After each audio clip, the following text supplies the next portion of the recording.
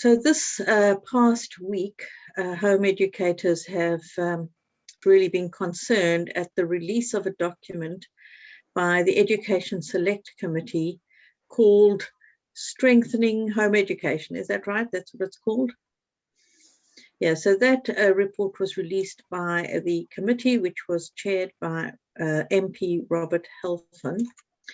And it really warrants some discussion. There's a lot of upset and people are concerned about the implications of this. So first of all, the report itself is 67 pages long. So it's a pretty long read, but 43 pages are the actual report. And it does go all over the place. So, you know, you kind of have to try and keep track of the thread. So Randall, could you tell us quickly, we've got Randall Hardy with us, and could you tell us quickly what is this report? Where does it fit in? Does this mean this is going to happen? Should we be worried about it? Thanks, Juliet. From what I'm hearing people talking about, there's a great lot of confusion between Education Committee's role and the government. The first thing to say is that the Education Committee is not part of the government. It's part of Parliament, and it's meant to be scrutinising the work of the Education Department, but it has no powers over it. So this is really a lobbying tool by Robert Halfon and other people on that committee to put pressure on the Department for Education. Now, back in April 2019, they publicly stated that they were committed to a registration scheme, but that has been slowed down by all the chaos in schools because of COVID-19. So this is really putting pressure on them, not just to bring in registration, but if you read it through, monitoring and assessment of home educated children. So does the department have to do what they say? Simply no. In 60 days, excuse me, they have 60 days to respond, but they don't have to say, yes, we'll do it, or no, we don't. They can simply say, we've noted what you've said, and we'll carry on with what we're doing. So this is not a policy document by the government. It is a lobbying exercise by a group of MPs, and it is very useful in many ways, but we shouldn't mistake the two. Yeah, and they make recommendations. It's whether the Department for Education listens and decides to take them or not. So, Amy, you've been keeping track of all the submissions. I know they've said that there were over 900 submissions received. Can you tell us more about how many have been published and what those figures tell us at the moment? Yes, I can tell you that 491 were publicated, and I'm possibly one of the only people in the UK who's read them all.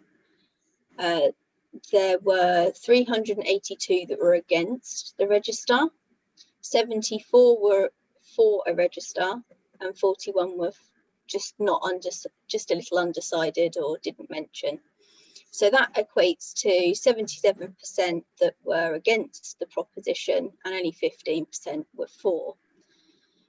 The report completely blindsides all of those lovely, heartfelt submissions, and it upsets me to know that I seem to be the only person who's read them. Yeah, I've read a good few of them as well, and some really heartening stories of families that feel very passionately about home education, and it just seems that the strength of feeling hasn't been sufficient for this committee. So Alison, before we go on, I'd also think it's really important for everyone who's watching to understand what the law says about home education and who fits in where. Would you mind telling us what the law states? Okay, well, the law that covers education other than at school is the Education Act 1996, and it's section 7 of that act, and it's very, very simply written. It was first written in the Butler Act. So it's quite an old piece of legislation that was very beautifully written in those days. The duty of parents to secure education of children of compulsory school age. The parent of every child of compulsory school age shall cause him to receive efficient full-time education suitable A, to his age, and B, to any special educational needs he may have, either by regular attendance or otherwise. And that otherwise covers anything that's not school that provides an education. And technically we call children who are by choice not educated at school, we call them electively home educated. Okay, and education, the EOTAS is normally children who are still in school, but perhaps illness means they are educated at home, or they're educating in hospital, that kind of thing. You know, that's a whole different thing. It's not parents that are doing that necessarily. Absolutely. There's a lot of confusion about that term otherwise, and the term authorities, which is EOTAS, education other than at school, and local authorities can provide education that is other than, but it's not home education. Even if your child is being educated at home by tutors paid for by the local authority, that is not elective home education. Yes, and the most important line for me of that law is the very first line, which says it is the duty of the parent to cause their child to receive an education. So I think it's very important for people to know it does not say it is the duty of the state. A parent delegates that. It has never been the duty of the state in this country. Going back to the first Education Act of 1870, in 1870, it still was the duty of the parent to, or in 1880, it was the duty of the parent to send the child to school unless they were receiving efficient instruction otherwise. That's what it said. So this has been around forever, since the beginning of Education Acts. And it maintains a healthy balance really between parent and state, I believe.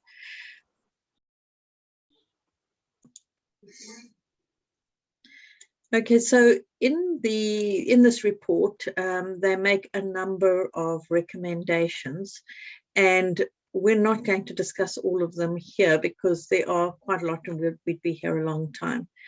So an overriding theme of this report is that they want data. They want to know who's home educating, why they're home educating, how did they come to be home educating, what are the long-term results of home education. And some of it could be seen as a positive thing, some of it could be seen as a negative thing.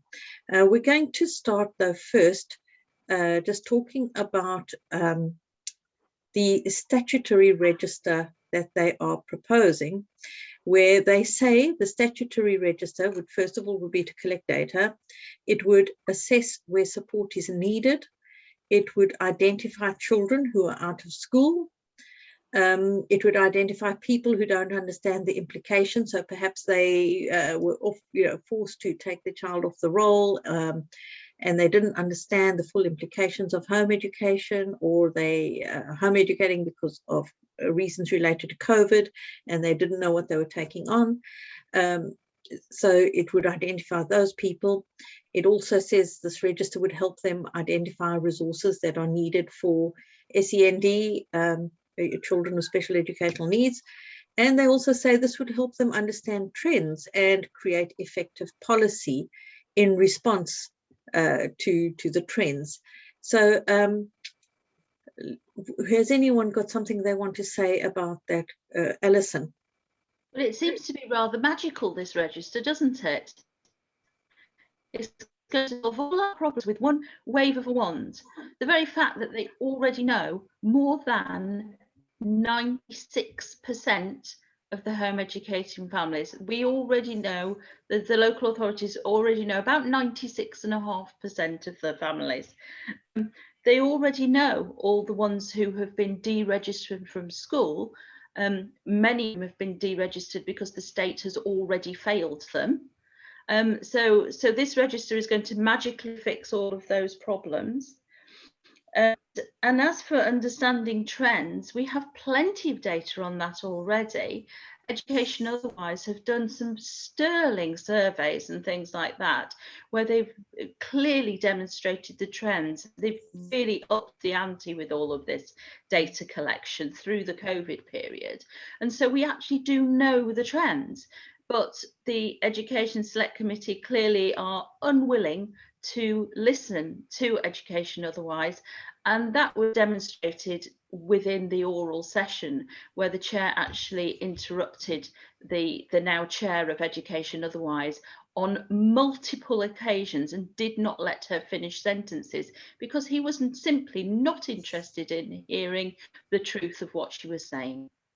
And I think something that we know already is that even when local authorities are aware of children with special educational needs, they are not giving them the support they need.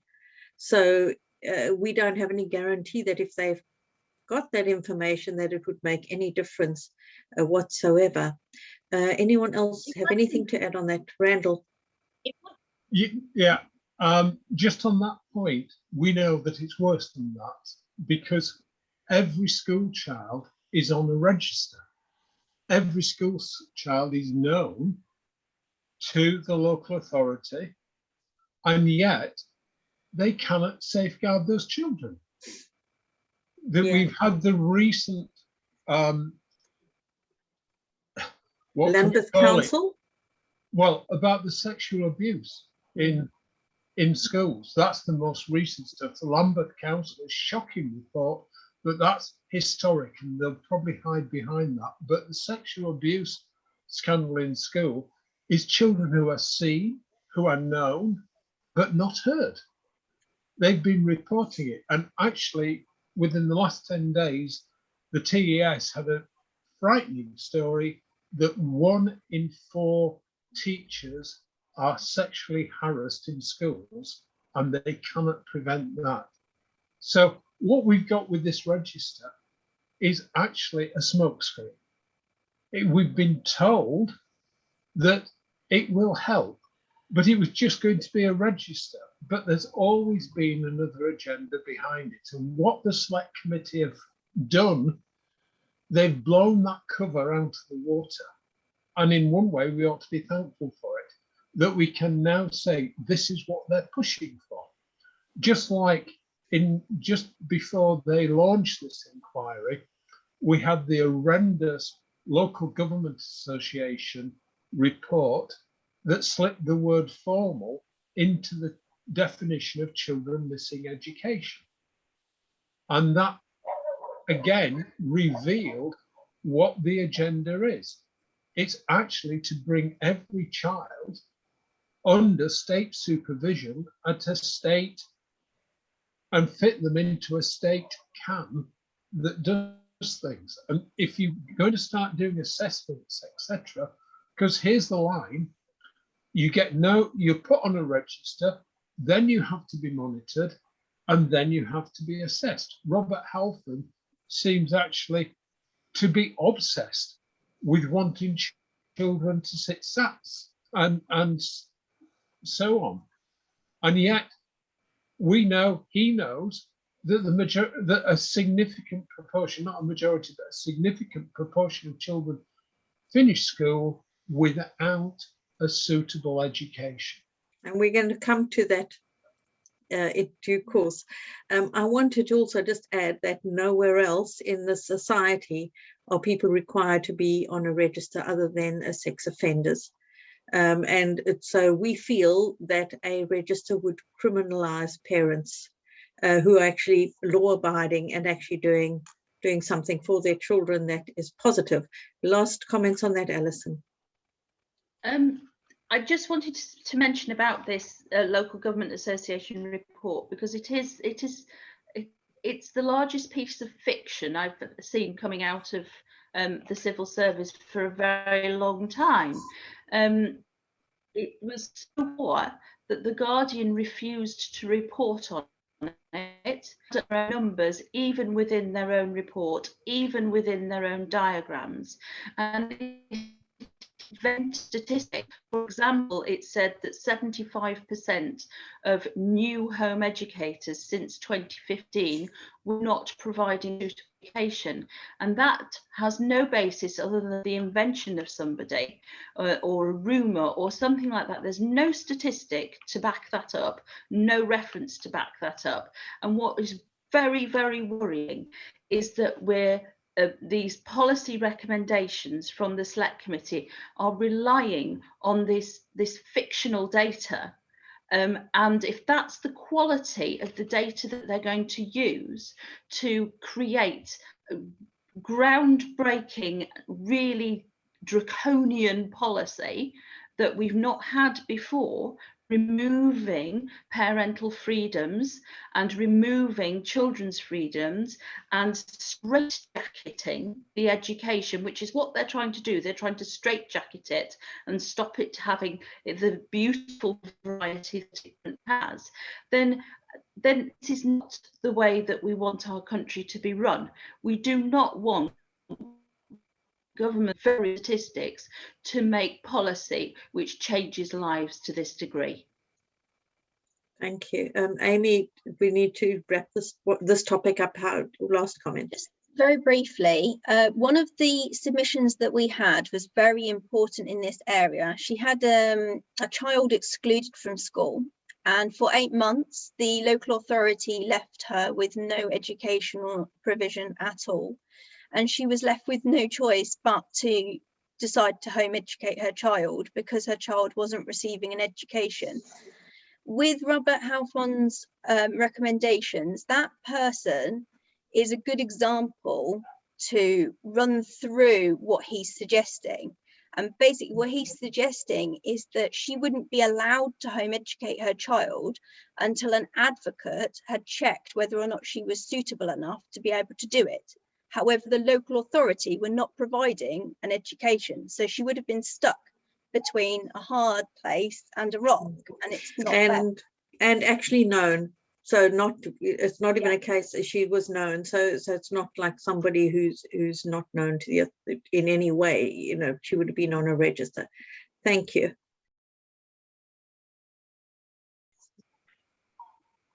So as usual, the conversation in this report centers largely around what is a suitable education. This is not the first time this argument has come up, because the law states that the education must be suitable to the child's age, aptitude and ability. And it does raise some problems because a lot of local authorities don't understand what a suitable education means. It's not really been defined. And one of the things Halfon recommends is that we must set out a clearer vision for a suitable education, taking into account different paths, but he says in reference to SEND, which actually, you know, we've got different paths for lots of other reasons as well. And he also, one of the things the report also brings in is that they talk about having levels, assessing levels for numeracy and literacy. And there's a couple of other areas where this comes in, where they talk about how school attendance orders are being used. Are they being used appropriately? What is a suitable education? What are the thresholds for intervention? But we have to discuss this suitable education, because if this report is looking at holding parents to a standard of what education they're providing, we have to assume that children in school are also, you know, going to be held to that, schools will be held to that same standard of providing a suitable education for all children. And they kind of shoot themselves in the foot with some of the things they've put in the report. So Randall, could you read us that one quote, please, from the report? Yes, Point Julia. 9, I believe. Yeah.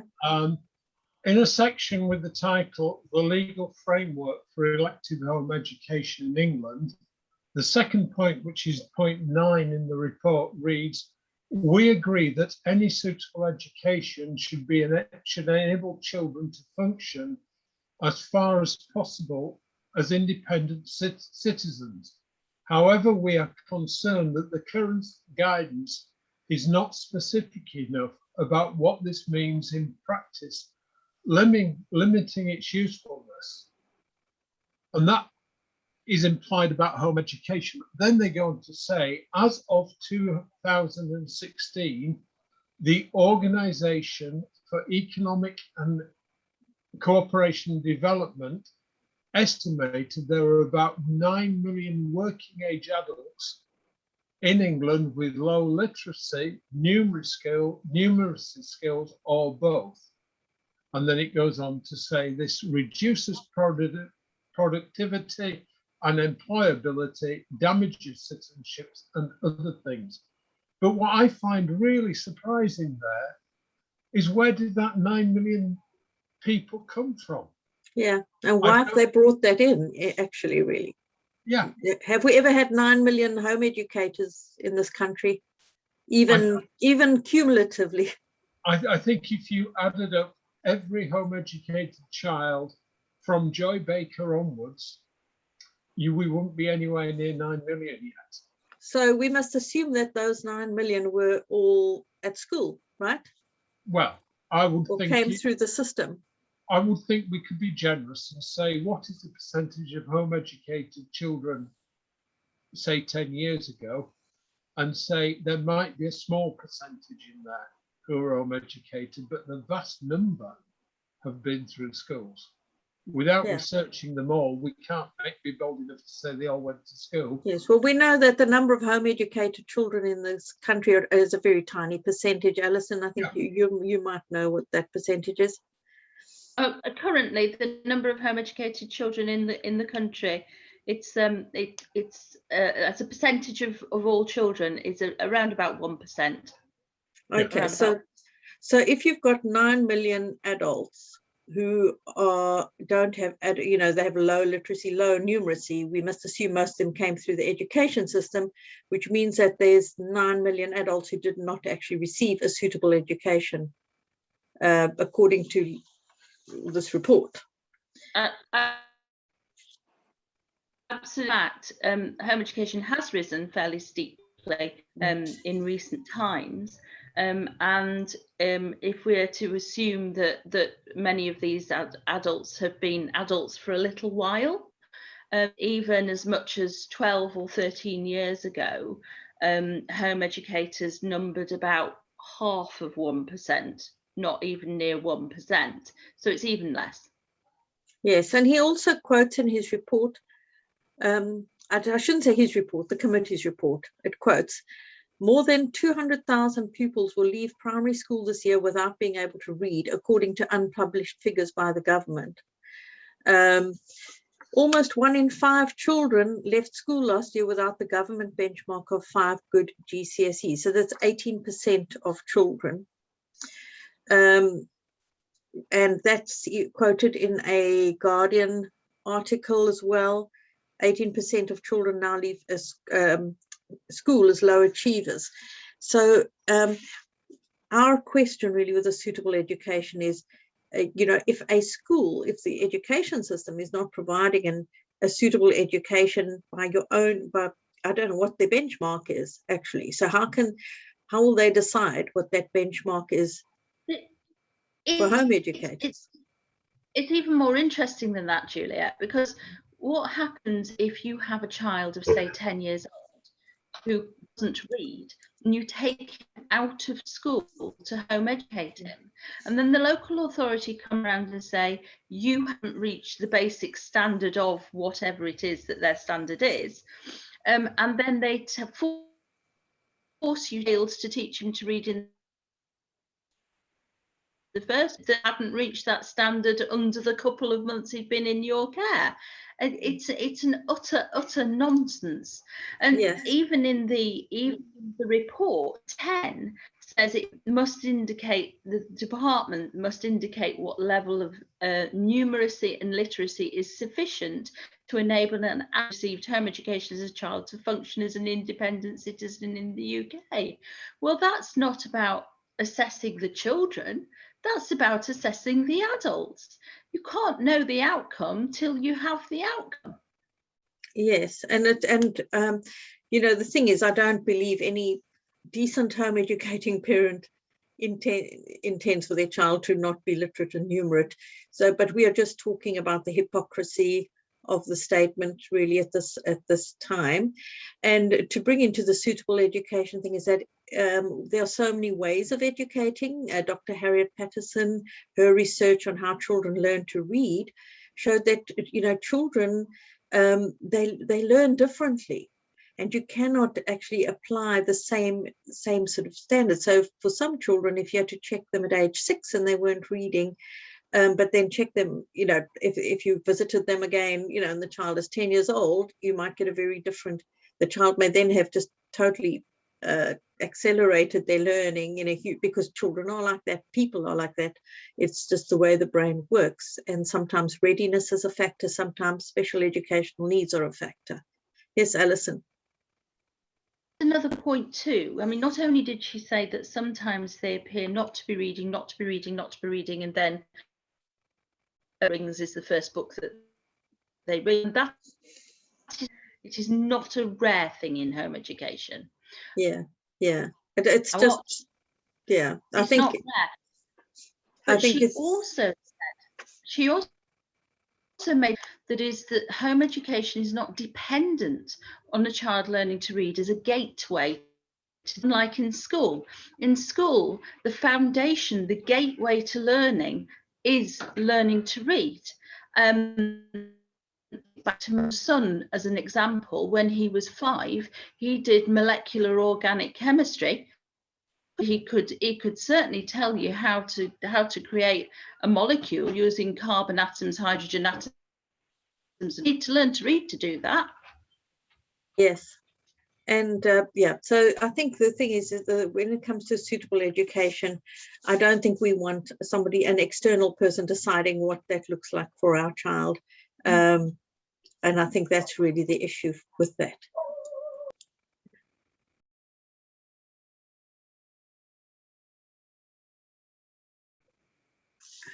Another point made, one of the recommendations says this: when a pupil is excluded from school for more than 5 non-consecutive days in a school year, the pupil and their parents or carers should be given access to an independent advocate to help them navigate the process. Families considering EHE should also have access to these advocates to ensure that they have the information and support they need to make an informed choice for them and their child. So let's have a little talk about this, because these independent advocates would be probably appointed by local authorities and very far from independent. Randall? Well, that's the question, isn't it? I mean, I think there's a lot of families with SEN children who would really appreciate somebody on their side to take the local authority to task. Some of the, from what I understand, some of the stories in the submissions have been where parents haven't been able to get help from the local authority and they've turned to home education out of despair. But the other side of the coin is if they are appointed by the local authority, maybe from their staff, this is going to take us back to that situation that arose in Scotland and was judged outside of what was permitted by law by the Supreme Court just 5 years ago, last month, the named person scheme in Scotland, where the idea was that every child would have an independent advocate who the parents might not even know about. So what is being suggested here? Is it a truly independent advocate, or is it a state supervisor to watch the children and say to the parents, you can't do that with your children? Yes, some families do need an independent advocate to stand up to a failing system. But are they, what the rest of this report suggests is that failing system claws back into it children who've been failed by it, and also children who've been surviving very well away from it. Yeah, and how do you trust that that person is impartial? and actually really considering all the, you know, and knowing all the different options.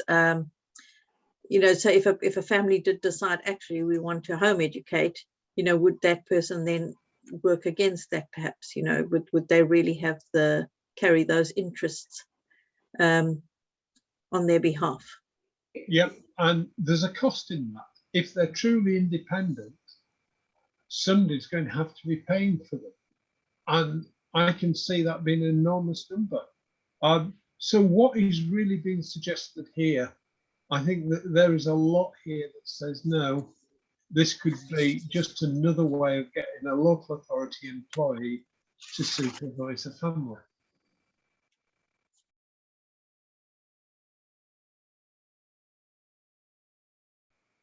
So most home educators are already known to their local authority, as Alison said earlier, and we don't feel necessarily that people have to be registered with them. And of course, local authorities come into this report because we know, you know, we have to work with our local authorities. And the report has picked up on the fact that there's sometimes some hostility. The relationship is not always amicable. And, you know, we know that it's a bit of a postcode lottery for families as to your local authority and how well you work with them. And, you know, some local authorities issue loads of school attendance orders for very little reason, or even when they're given lots of information. So they do ask about what are those thresholds? Are those school attendance orders being appropriately used, and what are the thresholds for intervention? But the committee also recommend at least an annual inspection. And I have to add that Mr. Halfon, you know, he tries to make himself look very fair and sensible by comparing himself to the Children's Commissioner, pushing for termly inspections. Then he also talks about the assessing progress, which is problematic because, you know, how do you assess progress in children with these different needs? And they talk about being able to see the children. And they also say that if work is asked for, that parents should give that work. He says it's reasonable. And they also recommend that local authorities receive proper training, which I think could potentially be a good thing, but it really depends who gets to do that training, whether it actually helps us or makes the relationship even worse with our local authorities. So Alison, you work a lot with families experiencing problems with their local authorities. What's your take on this? Well, I find it very interesting that we're currently at an the relationship with between local authorities and home educating families is concerned. At such taken one particular local authority to judicial review because of their behaviour. The behaviour of local authorities is many, not all, effectively damaged people, damaged children. Insistent on seeing examples of work. You have a lot of children, for example, who are being home to them or to heal them from damaging experiences they have had whilst in the system. You don't improve in invading the safe space of the family home in such a way and inspecting their work. So it's I find it extraordinary to suggest all these massive draconian measures be available even to the police. So, for example, talking to a child alone as a true thing, speaking to a child alone, that is something even the police aren't allowed to do. Very invasive, and it is only going to make a bad situation far worse. Have very great difficulty in general terms sticking within the law as it stands. What on earth are they going to do if they're given?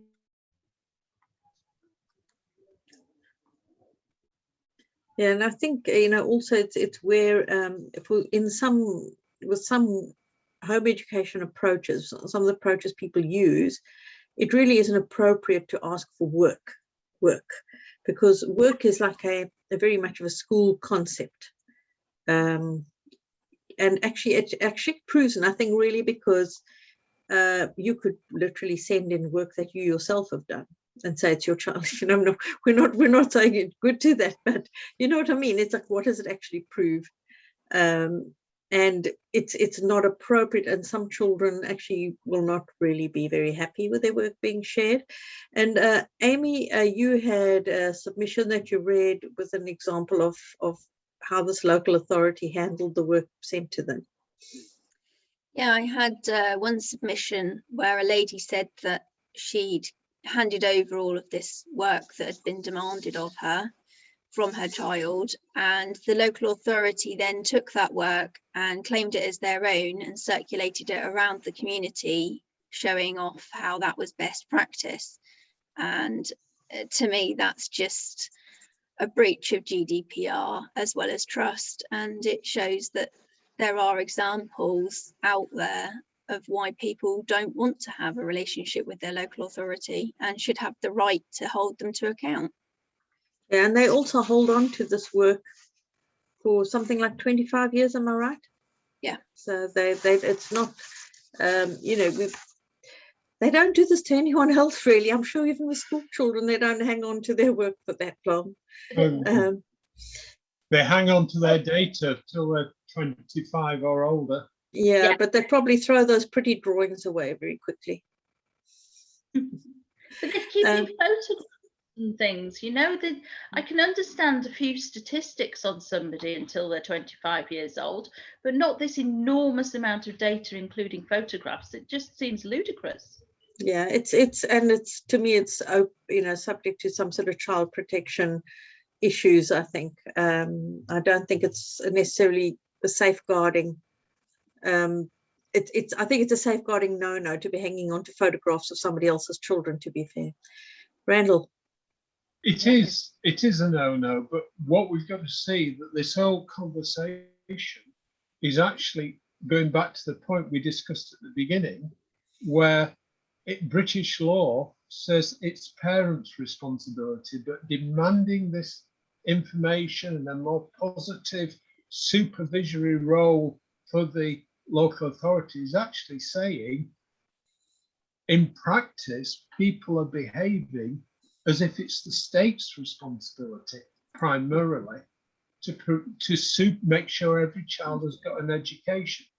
And as far as I can see, in everything that's happened since this inquiry was launched, there's been an assumption in the minds of the committee that the state is the final arbiter of what is a suitable education.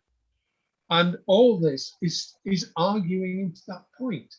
And they are not engaging with the law, not just British law, but international law that actually says parents have primacy in education. Yes. And that is what's been undermined more than anything. So, yeah, if the local authorities respected the primacy of parents, there might be a chance of a positive interaction. Yes. But while they're looking down their nose with an increasing message that parents cannot be trusted, they're all potential baby P parents. If you remember the baby P case, they're all potential abusers. We've got to safeguard children, because even if they're at home during the pandemic, they've got to appear on screen once a day so teachers can see them. Parents cannot be trusted, is the message of this report and a lot that's going on. Yes, and you're quite right, is that constant suspicion, and all the while assuming that somehow what is happening in schools is superior, when, as you say, these recent headlines have shown that that's clearly not the case, that often the parent is actually removing the child from school to rescue them from a potentially harmful situation.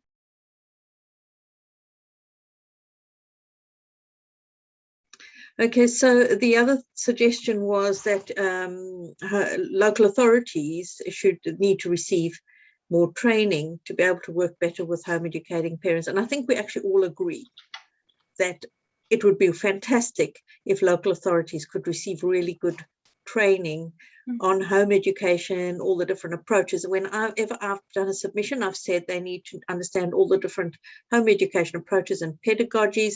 They need to understand child development. They need to understand SEND, and there's probably some other things that, even psychology, there's other things they need to understand that could come into it. Because even that thing of talking to a child, if you've never had children, you actually wouldn't really even know. And even if you've had children, you may not know how to talk to a child. Plus, if you've got a child with an overactive imagination who loves to make up stories, you know that they could tell this random stranger all sorts of things that might be totally misconstrued because they actually don't know the child, don't know the family, don't understand anything about children. So I think training could be an incredibly positive thing, but my worry is that they don't really put a lot of thought into who should do that training. And that they don't invite home educators to be part of that conversation on the training. Anyone want to add to that, or just leave it there? I know that Open University suggested to the committee in the past that they put together something, but I don't think the committee have actually taken them up on it. Yeah, they did have some suggestions, but I'm not familiar with those options. But personally, I would like to have some say. I think, I would like home educators to be able to comment on what they'd like to see in that training. And for me, the main thing is that between a local authority and parents, there needs to be a relationship of mutual trust and respect. Joy Baker, when she had to answer to the local authority, she said, "I have told you I'm giving my children a suitable education. My word should be enough." Basically, and that is what it comes down to, is do you trust parents, or do you think they're all lying to you? Do you think they're making it up? And for me as a parent, I find that quite insulting for anyone to imply that I actually wouldn't be making every effort to ensure my children receive an education that will benefit them and get them where they want to go.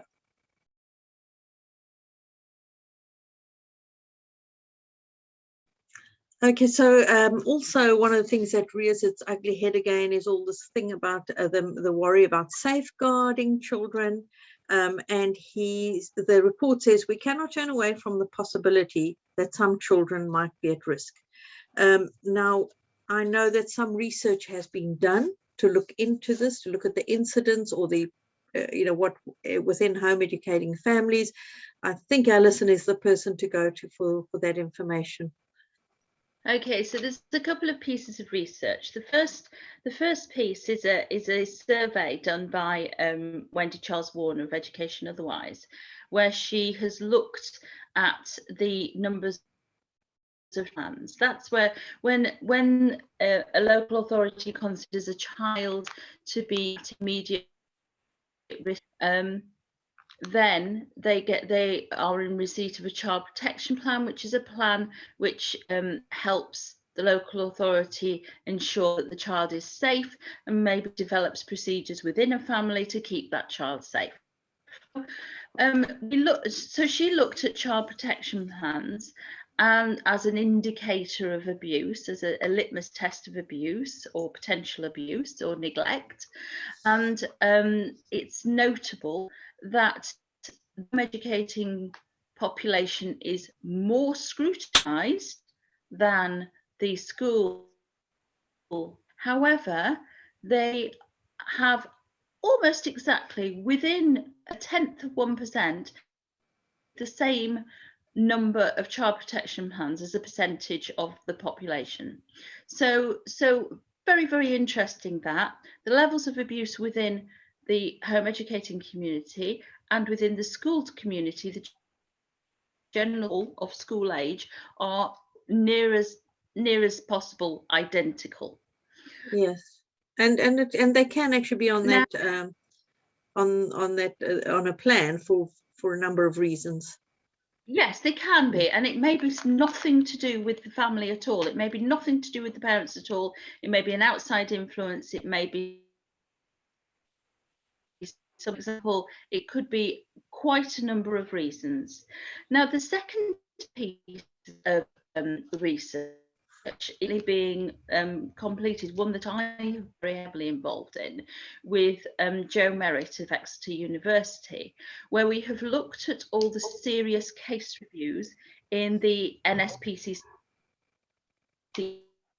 are reports, reviews that are done after a child has suffered serious harm, and it is considered that lessons can be. So we looked at all these serious case reviews, the ones that were tagged with home education. So tagged with home education, for example, it may be that the father was home educated when he was a child. Maybe that the child was actually missing education, wasn't home educated at all, but was between education establishments and had not been placed in an education establishment by the local authority. Why a child may not be in a school, and it doesn't automatically be discussed before. So we looked at these serious case reviews. Half of them were incorrectly tagged with home education. Ones significant in one fact was that multiple agencies knew these children and somehow safeguarded and serious harm befell them. What's very telling is in a handful of the case within that child's life was actually the safest and calmest period within their troubled period of their lives. So it's a complete myth that home education is a risk factor, because home education not in any of these cases a cause. It's not a contributing factor to befell the child. It just happens to be a feature of that child's life. Thank you.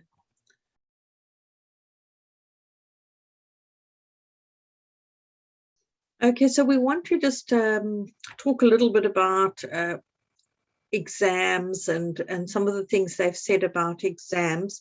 But I also want to just mention a bit in the report where they talk about how children's voices are missing from the research, even though we know that around at least 10 home educating, alumni submitted evidence, and there may be others that weren't published because they were a bit young or didn't give permission for it to be published, that did submit evidence.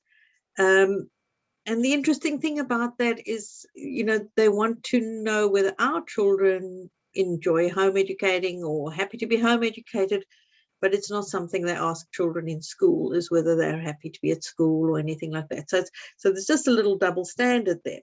But we know of many young people who have gone on to be successful adults as home educated from home education. But anyway, get back to the exams. A thing that can be seen as mostly positive is that they recommend equity of access to the next stage of education for home educators and removing the barriers of cost and distance to exam entry.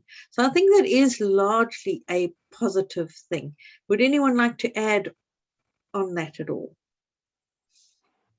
Okay, I think the only time when people may have a problem with it is if there are strings attached. Yes, Alison. One of the issues is that that a lot of home educating families suffer from what we call exam poverty. There is vastly varying prices charged for sitting GCSEs and A-levels. I've seen prices from £50, which is very uncommon, to up to, for certainly for a geography A level, I believe we saw something in the thousands of pounds for a geography A level. So it's really quite galling when the Education Committee are claiming that we don't sit, or that home educators don't sit enough exams, or they don't see exams as important, or they, you know, that they don't put enough emphasis on exams. And then there ends up with this huge exam poverty and these massive prices being charged, and quite frankly, a lot of people making a lot of money off of their home educated. So it would be really nice if there could be at least a standardization in pricing. And then on top of that, it would be lovely if we had equal access. There are some schemes. For example, in Hampshire, there's a scheme to give home educated children some access to some exams. But generally speaking, you have to pay out a great deal of money to get a small handful of exams. And of course, that can mean that moving on to the next stage of education can be quite difficult. So really, I really do welcome this move. Yes, yes. So they've picked up on something and wanting to do something positive about it. Yes, Amy. Out of the submissions that we received, 76 of them mentioned exams as needing to be part of the support package. One lady mentioned that the average cost of exams was £200 per exam, which for 5 children would keep her in quite an expensive bracket. But one person actually highlighted an even worse part of the exam system and the private candidate system, stating that if you had any SEN needs, that would be an additional £450 for that child to sit any exams. And that is, in its rawest form, a kind of discrimination, because no other candidate would have to pay for that. Yeah, and I can actually speak from my own experience, really, where some of my older children, we didn't sit exams because there was no centre close enough until later on when we did get a centre in our area. But it didn't actually hold them back, because as a parent you still help your child get where they need to go to. Yep. As much as you can. Yes, Randall. On that distance issue, that is really important. One of ours, I had to do an 80-mile round trip on, I think, 4 occasions, because he wanted to take a particular exam that was only available 40, 50 miles away from where we lived. And we lived in Manchester, so it wasn't exactly, a place where you'd expect not to find an exam centre. And I would like to see part of this support for exams being a duty on local authorities to make an exam centre available, to ensure there's an exam centre available within reasonable travelling distance of everybody in their area. So if it's a big area, there should perhaps be 2. But generally speaking, the local authorities should do it. And of course, if they're wanting home educated children to take these exams, then they should cough up for the fees, just like they do with school children. It's actually not that hard to do.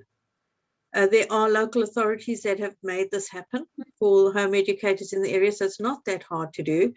And, it would be really a case of them identifying a school that would be willing to accommodate with the support of the local authority, and it could happen.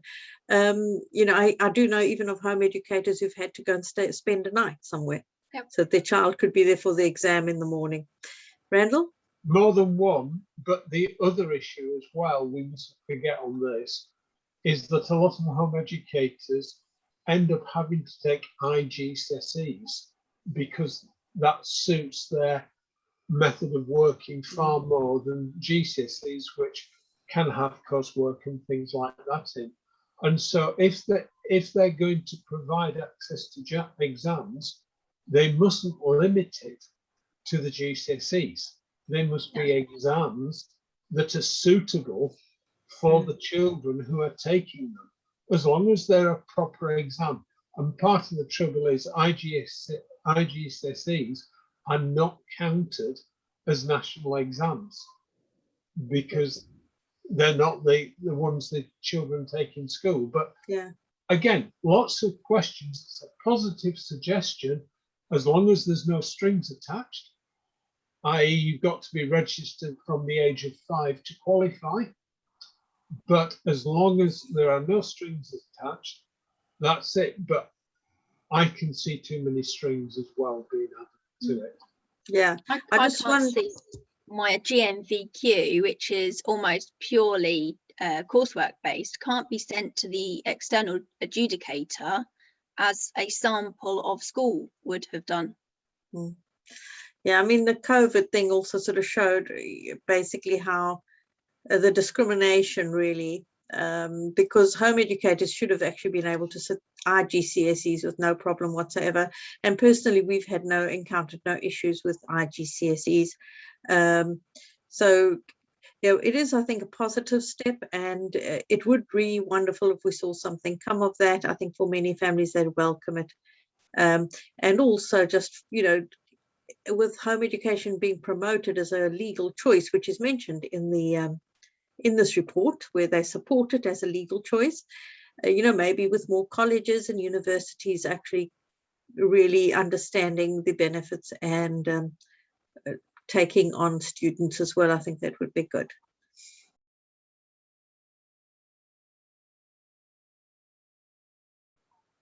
And so one of the last things that the report speaks about, which I think could be a positive thing, is that it's the department must urgently commission and publish longitudinal research examining the life chances and social outcomes of electively home educated children in England as a short, medium or long-term intervention compared with those who have received a formal schooled education.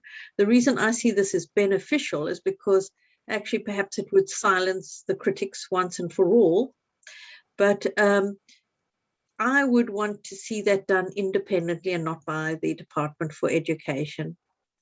Anyone got any thoughts on that? We'll just leave it there. I think it would be really good to commission that from someone else, an independent body. We have some excellent researchers amongst home educators as well. Yes, Randall. I think what you've got to acknowledge is that there's a tricky one here, because people do research quite often to prove a point. And if you left it to, say, the department or even other other just universities that don't understand home education, they would approach it very differently from home educators. So really the best type of research would be joint research between people who haven't done it. I recently came across a document that's been produced in France, because they're in a much more dangerous situation than we are.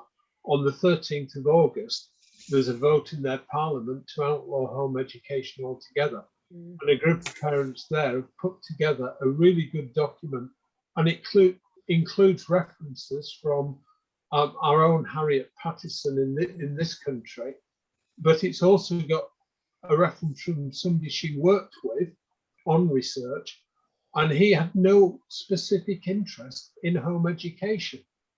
And yet he's found it to be a wonderful method of education. And so if we could pull together people who are independent in that sense, truly independent, not having axe to grind on either side, that would be even better, because that would be a stronger point.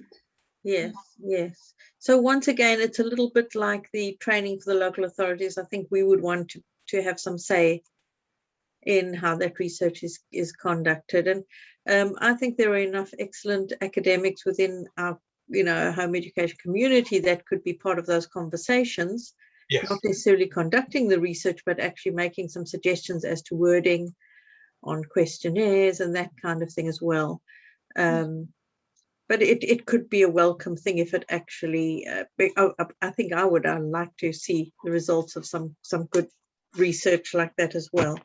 So we're going to finish there. Just thank you for your time. It is on a Sunday evening. It's pretty late. And we just wanted to get some information about the report. So thank you for listening. Thank you for taking part, Randall, Amy and Alison. Thank you. You're Thank welcome. you.